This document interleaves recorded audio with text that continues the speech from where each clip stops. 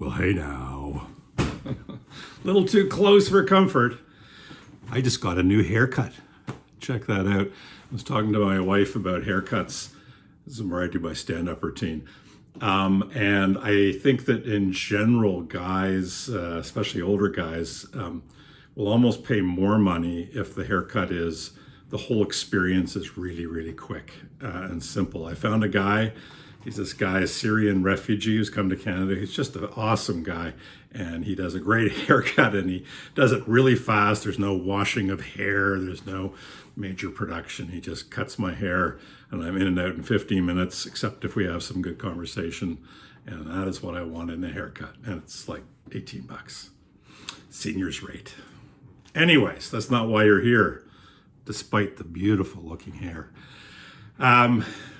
New location in the home, just thought I'd do it somewhere else this time. And Chet Baker, Let's Get Lost, the movie that is just great, Bruce Weber film, was somewhat controversial. It's hard to get now, I think, and I don't know if it's because of the controversy surrounding it. My understanding is basically it was towards the end of Chet Baker's life, and he was, this picture is earlier in his life. But the film Let's Get Lost, shot in black and white by Bruce Weber, the fashion photographer. And my understanding, I don't know if I have this 100% right, but they're pumping Chet full of drugs or giving him what he wanted and driving him around LA and interviewing him. And he's kind of on the nod the whole time. And I guess ethically the question is this really something that we want to be doing to people for the purpose of doing or getting something from them, like a piece of art?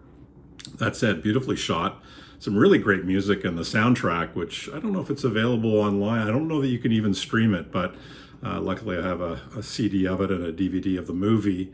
Late career Chet, really, really good. Some beautiful stuff, and his cover version of Lou Reed's, of Elvis Costello's Almost Blue is so good. So good, so heartfelt, heartbreaking, beautiful trumpet, and of course the vocals. My friends and I used to joke in the many years ago that Chet, because he had, I think, a lot of missing teeth, because he had some incidents where I think some drug dealers kicked him in the teeth. Could you imagine you're a trumpet player and you're getting kicked in the mouth? But he couldn't pronounce the words very clearly, and we would go, almost boo, almost doing things we used to boo. Dark sense of humor. But very good movie. If you get a chance to see it, whether you're a jazz fan or not, it's really quite cool. Let's Get Lost, Chet Baker. But that's not why we're here. We're here for Singles Going Steady, season number. Netflix has renewed us to season number 6. So this is number 6. And again, random 10 45-inch, 7-inch singles. Actually, they're not all 45s, but they're all 7 inches.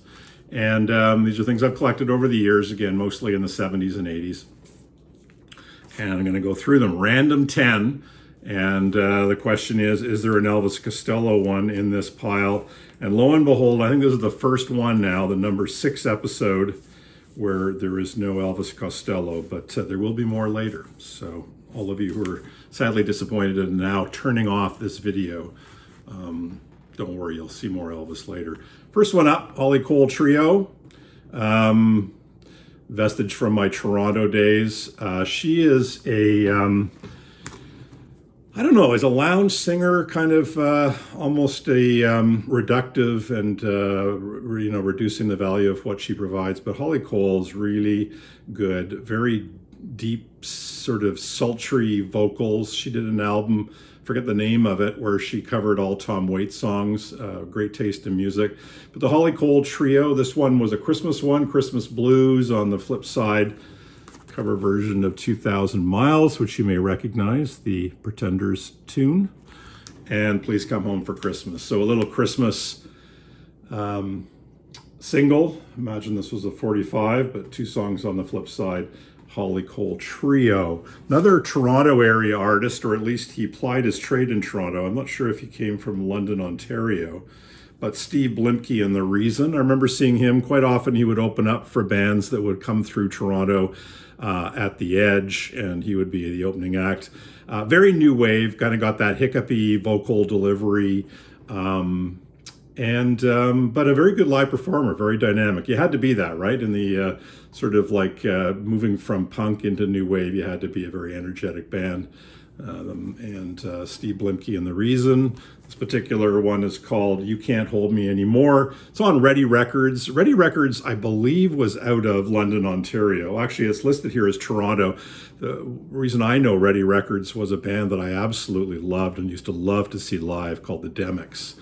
And they were on Ready Records originally as well. Record 3, The Clash, Know Your Rights, all 3 of them. Yeah, so I remember when Combat Rock came out, and this was the single on Know Your Rights. And the beginning of this single, just loving it, just that really just driving guitar and just echoey, almost like a what can you call it? So it's almost like a warning sirens or something like that. It's got just this apocalyptic kind of quality to it. And Know Your Rights, all 3 of them. You have the right to remain silent, I think, or no. You just got 3 rights, and it's basically shut up and do as you're told is the essence of it. But the Clash, Know Your Rights, and the B-side, First Train Back in London. And don't remember that song, but Know Your Rights. And saw them on this tour, maybe twice on this tour, and I've mentioned before, they were quite big at that point in time, especially in Toronto, played the CNE Grandstand, and that was quite something. And then the next night, saw them in Montreal, the Verdun Arena. It was a very different kind of more punky experience. So that's record 3. Record 4, another Toronto band, The Government. This is obviously an EP, 33 1/3 RPM. And Andrew Patterson on vocals and synthesizer. I've seen Brian from the Embryonic Robot has shown The Government before. Kind of remind me a little bit of Gang of Four, angular guitar work, definitely a post-punk kind of sound, and and also quite political the way Gang of Four are as well. So tracks on here: Flat Tire, Zippers of Fire, Sponge, and Sleeping. None of those seem very political, but they themselves were, as the name would suggest.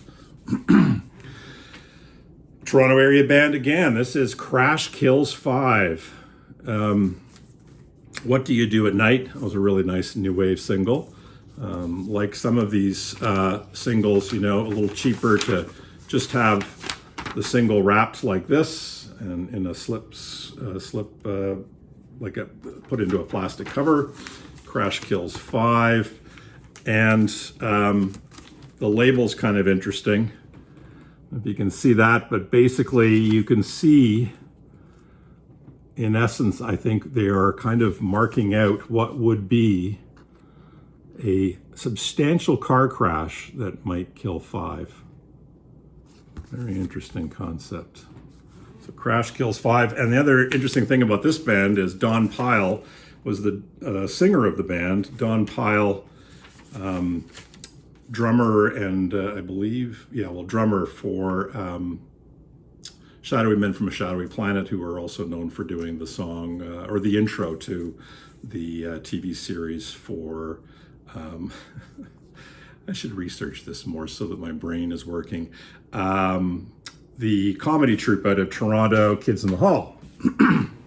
This one is just an awesome single, The Jam. That's Entertainment. And the flip side, a live version of Down on the Tube Station at Midnight. Down on the Tube Station at Midnight is such a fantastic song. And that's Entertainment as well. Just killer, beautiful song. I always remember hearing an interview of Paul Weller, and he was talking there, when they ask singer-songwriters about what's their process, how do they write and record music, and he was saying, some songs take forever. Like for example, Leonard Cohen's Hallelujah apparently went through many rewrites, trying to get the lyrics right, and I think he spent a year on it and many iterations before he had Hallelujah, obviously a classic. I would argue that That's Entertainment is also a classic, and I think Weller said that it sort of came to him in about 5 minutes. He just basically wrote it and just came to him just like the muse. He just tapped into it, and there it was. That's Entertainment. Great song off of Sound Effects.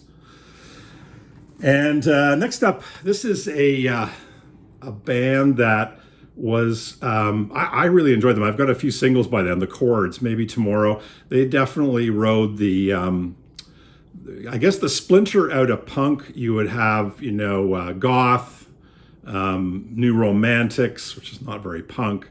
But there was also a whole mod movement, and it wasn't huge, but the Chords were part of that mod movement, and this was a really good tune. You can certainly tell that they had that mod look, and probably very appropriately either mentored or maybe inspired by Paul Weller and the Jam when they were very mod as well.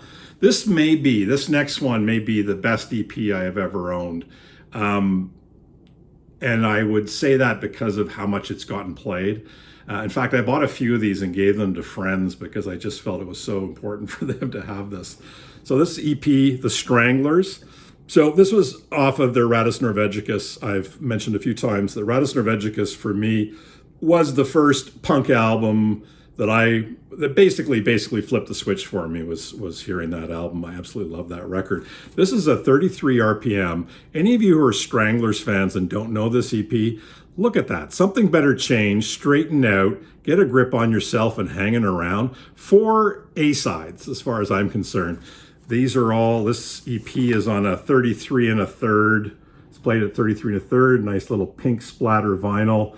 3D kind of look in terms of the overlap of the colors of the band, and then there are the tracks. Sorry, I've got a lot of ring light stuff going on.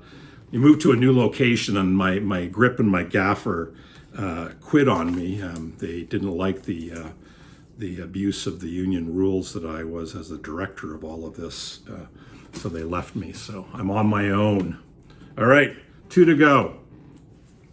This also, one of my favorite Cure songs, single, Charlotte Sometimes. Again, Brian, I think, from Embryonic Robot.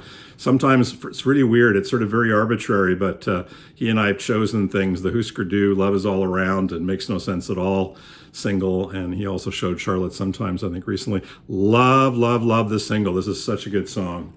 The Cure. And lastly, another EP, 4 songs, 2 aside. Madness. There they are, the boys. And this particular one's got Night Boat to Cairo, which is a wonderful tune. Starts off with that beautiful sax. Deceives the Eye, The Young and the Old. Don't quote me on that. Don't remember those last 2 on the B-side, but madness. It's madness. Anyways, thanks very much for joining me for Singles Going Steady number 6. Catch you on the flip side, the ship side. Night Boat to Cairo. Little tongue slip. Carpe diem, motherfuckers.